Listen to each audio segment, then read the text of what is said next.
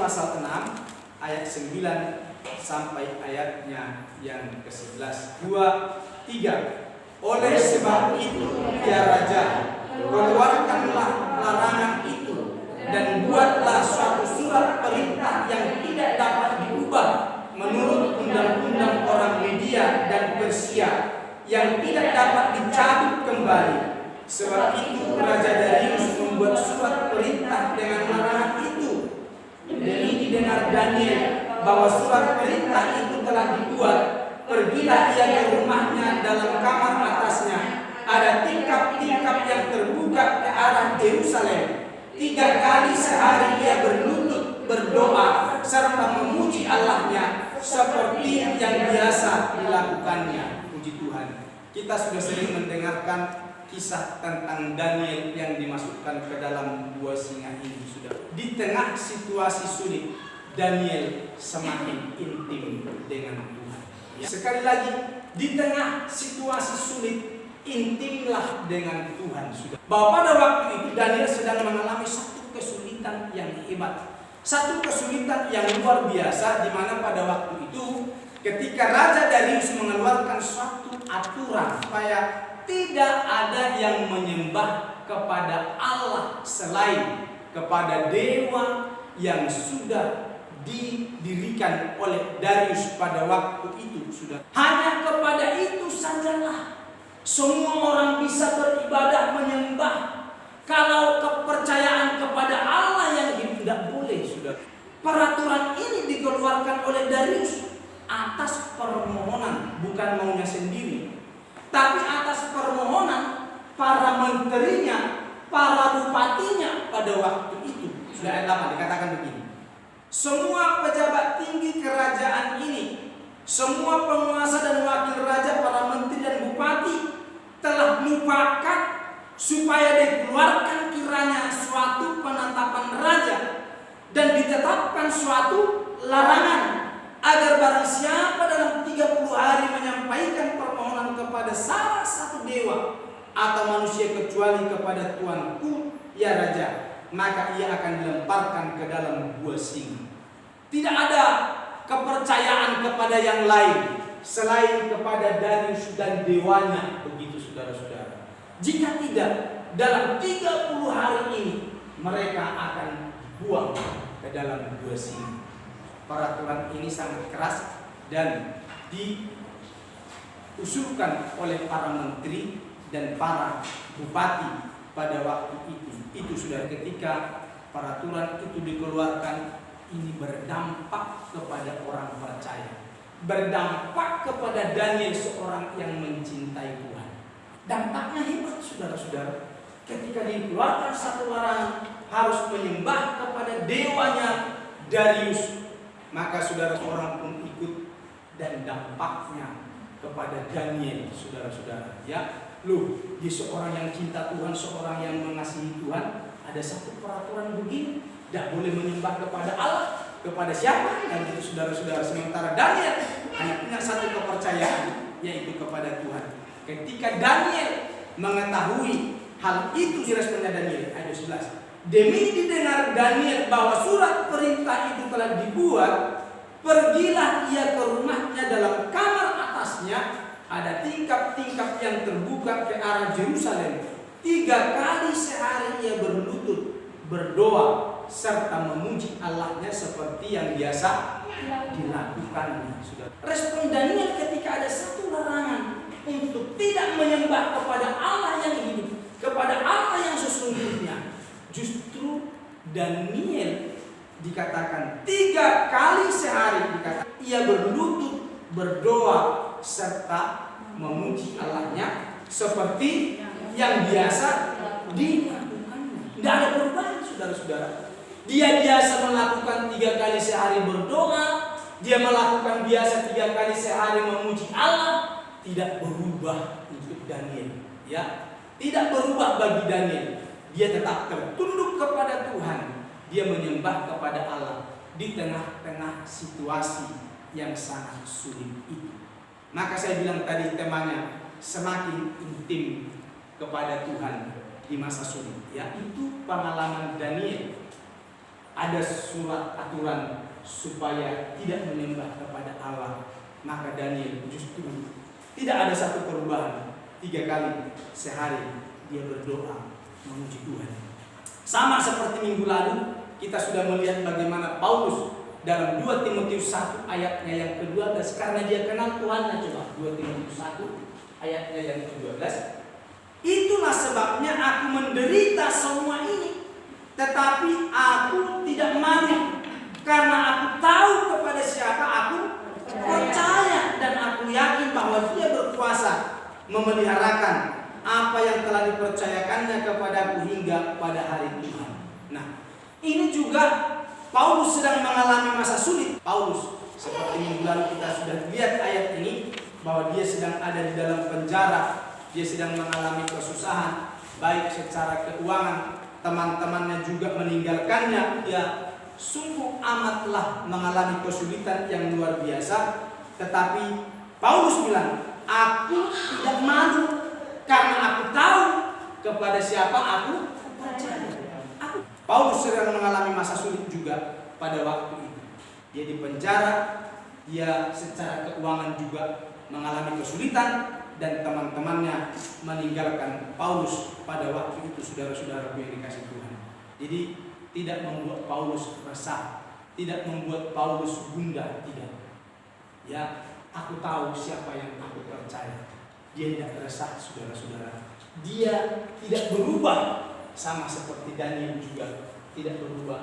Dia 3 kali sehari berlutut, berdoa, dan memuji Allahnya. Paulus, Daniel, 2 hamba-hamba Allah ini tetap tegar di masa sulit dan intim dengan Tuhan di masa sulit. Tidak ada perubahan. Inilah yang dialami oleh kedua hamba Allah ini, saudaraku yang dikasih Tuhan. Hal yang sama harus kita lakukan sebagai umat Tuhan, sebagai orang percaya di masa sulit ini. Ya, ini masa sulit buat kita, saudara-saudara, Bapak Ibu. Kita ya memang hanya dikatakan protes seperti itu, saudara-saudara. Maka ini suatu yang sulit. Kita tidak bebas keluar bepergian. Mau pergi keluar kota tidak bebas. Mau beribadah juga diingatkan supaya tidak berkerumun, saudara-saudara. Ya, sakmo gereja yang besar begitu, saudara-saudara, mereka tidak bisa ibadah. Kemarin ada satu orang ibu keluar, kebetulan mereka dari suku Manado. Ya, mereka bilang dari gereja mana, kami kasih tahu, saudara-saudara. Lalu mereka juga bercerita dari satu gereja ya di Solo ini, dan mereka cukup lama tidak ibadah. Sakjane pingin ibadah katanya. Monggo kalau mau ibadah datang. Iya, datang loh. Udah 1 tahun lebih saya tidak pernah ke gereja. Coba saudara, 1 tahun lebih tidak ke gereja.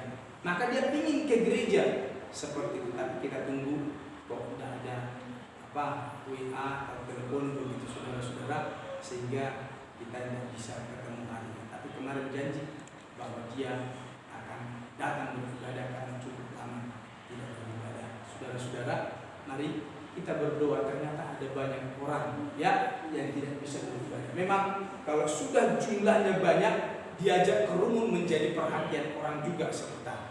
Ya, puji Tuhan. Mari Bapak Ibu, saudara-saudara, supaya kita terus meresponi kebenaran firman Tuhan. Mungkin kita tidak bisa kumpul dengan banyak orang, tapi kerinduan hati kita ketika kita ingin mau bersekutu, kita bisa lakukan. Ya, kelompok-kelompok kecil gitu, saudara-saudara. Buatlah kelompok-kelompok kecil, kita beribadah bersama-sama. Nah, yang saya mau katakan, mari di masa sulit sekalipun tetaplah kita bersekutu kepada Tuhan. Bangunlah hubungan yang intim dengan Tuhan. Kita lihat dulu Roma pasal 8 ayat 35. Ini masa sulit ini sebenarnya. Siapakah yang akan memisahkan kita dari kasih Kristus? Penindasan atau kesesakan, atau penganiayaan, atau kelaparan, atau ketelanjangan, atau bahaya, atau pedang, seperti ada tertulis, oleh karena Engkau kami ada dalam bahaya maut sepanjang hari. Kami telah dianggap sebagai domba-domba sembelihan. Coba, ini kondisi sulit yang dialami oleh Paulus.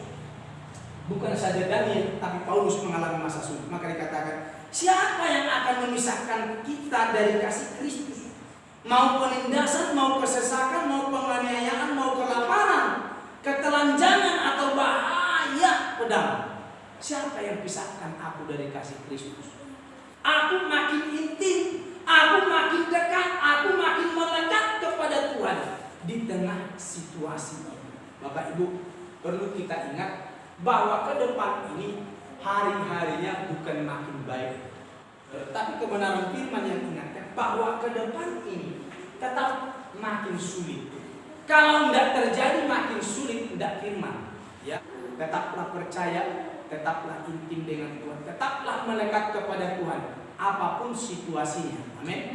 Apapun situasinya, terus ini akan makin sulit, saudara-saudara.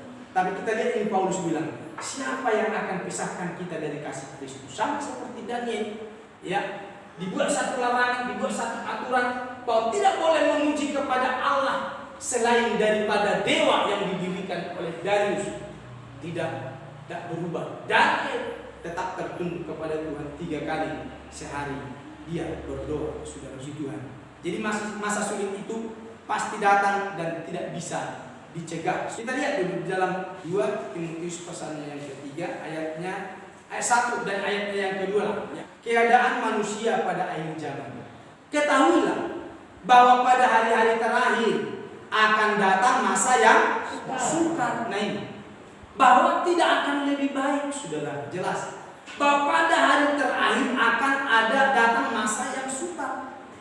Akan terjadi kesulitan demi kesulitan yang luar biasa. Salah satunya seperti ini ciri-cirinya. Manusia akan mencintai dirinya sendiri, menjadi hamba uang. Mereka akan membuang, menyombongkan diri. Mereka akan menjadi pemfitnah dan mereka akan berontak terhadap orang tua dan tidak tahu berterima kasih, tidak mempedulikan agama. Saudara, mungkin hal ini belum kita lihat. Seperti masa sekarang ini, siapa pernah tahu masa sekarang bahwa ada wabah seperti ini, lalu sampai orang-orang tidak bisa ibadah? Ini belum terjadi saat ini. Manusia akan mencintai dirinya sendiri, menjadi hamba uang. Mungkin belum, ya. Tapi satu kali waktu akan terlihat yang seperti ini ciri-ciri orang. Mereka akan membuang, menyombongkan diri. Mereka akan menjadi pemfitnah. Wah, ini makin rusuh berarti. Ya. Ada yang sombong, ada yang membuang, ada yang berontak, seperti menjadi pemfitnah dan sebagainya. Saudara tidak tahu berterima kasih, tidak mempedulikan agama. Mungkin ini belum. Tapi masa yang seperti ini ketika besok terjadi, wah makin rusuh ya, makin aneh, makin ngeri. Begitu saudara-saudara. Tapi kalau satu masa nanti akan terjadi, orang-orang tua jadi stres kan. Ya, jadi stres. Lu ini kandani anak-anak kurung tidak ngerti, tidak peduli, begitu saudara-saudara. Tapi akan terjadi. Alkitab yang bilang di hari-hari ke depan akan terjadi kesulitan yang hebat. Matius pasal 24 ayatnya yang ke-6 sampai ayat yang ke-13, di sana perikopnya permulaan penderitaan. Kamu akan mendengar deru perang atau kabar-kabar tentang perang. Namun berawas-awaslah, jangan kamu gelisah, sebab semuanya itu harus terjadi, tetapi itu belum kesudahannya. Sebab bangsa akan bangkit melawan bangsa dan kerajaan melawan kerajaan. Akan ada kelaparan, akan ada gempa bumi di berbagai tempat. Akan tetapi semua itu barulah permulaan penderitaan menjelang zaman baru. Pada waktu itu kamu akan diserahkan supaya disiksa, dan kamu akan dibunuh dan akan dibenci semua bangsa oleh karena namaku. Dan banyak orang akan murtad, dan mereka akan saling menyerahkan dan saling membenci. Banyak nabi palsu akan muncul dan menyesatkan banyak orang. Dan karena makin bertambahnya kedurhakaan, maka kasih kebanyakan orang akan menjadi dingin. Tetapi orang yang bertahan sampai kepada kesudahannya akan selamat. Nah, ini masa yang akan terjadi belum? Ya, kita mendengar tsunami begitu dahsyatnya. Kita melihat bagaimana gelombang yang ada di Sulawesi sampai tanah seperti air bisa menenggelamkan rumah. Di Jogja juga pernah ada gempa yang luar biasa sampai ada banyak rumah-rumah seperti yang rontok. Saudara, itu sudah kita dengar. Tapi itu baru peristiwa kecil mestinya kalau kita lihat kebenaran firman ini. Masih akan ada yang lebih hebat, yang lebih dahsyat. Kita dengar tsunami Aceh aja sudah mengerikan, tapi dikatakan sini lebih dahsyat daripada itu akan terjadi permulaan. Maka dikatakan tadi sini, berawas-awaslah, jangan kamu gelisah, sebab semua itu harus terjadi, tetapi belum kesudahannya. Harus terjadi. Kapan akan terjadi kita tidak tahu, tapi akan terjadi. Semua itu akan terjadi. Maka dikatakan, dan akan tetapi semua itu barulah permulaan penderitaan menjelang zaman baru. Pada waktu itu kamu akan diserahkan supaya disiksa. Nah, ini belum loh saudara. Ya, coba kalau ini terjadi, ya salah satu dari kita ini diambil untuk disiksa. Katakanlah aku, tidak usah contoh lain.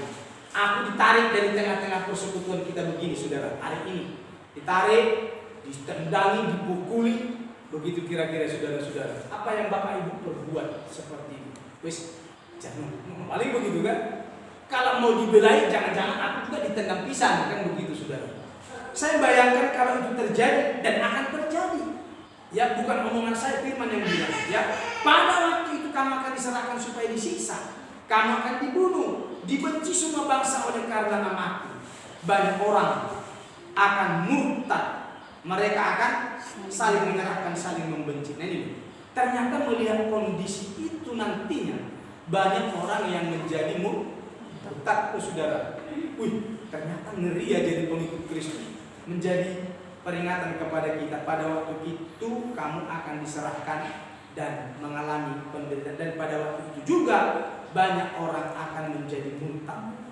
Ya, kalau kita masih hidup pada waktu itu, ingat ini kebenaran firman. Jangan sampai kita pernah berubah nantinya. Ya, kita lihat orang-orang disiksa misalnya begitu ya. Lalu kita ikut ketakutan dan menjadi ikutlah kepada si penyiksa. Aku melu kamu aida daripada aku turut tersiksa, kan begitu saudara. Ini yang dikatakan murtad. Jadi banyak orang yang murtad. Ya, Bapak Ibu, mari supaya kita tidak menjadi orang-orang yang berubah nantinya ketika melihat masa yang sukar, yang lebih sulit lagi. Bukan sekedar seperti ini. Ya, bukan sekedar seperti ini. Hanya dilarang begitu saja. Tidak boleh rame-rame, tidak boleh kerumunan. Tapi lebih daripada itu sampai disiksa. Mungkin bukan kita yang disiksa, teman kita, tapi kita menjadi murtad. Nah ini, saudara-saudara, kita adalah orang yang sangat sia-sia mengiring Tuhan kalau sampai kita murtad meninggalkan Tuhan karena sakitnya penderitaan itu. Puji Tuhan. Kita lihat lagi dalam Matius 10 34 sampai 36 demikian firman Tuhan. Yesus membawa pemisahan bagaimana mengikuti Yesus. Jangan kamu menyangka bahwa aku datang untuk membawa damai di atas bumi.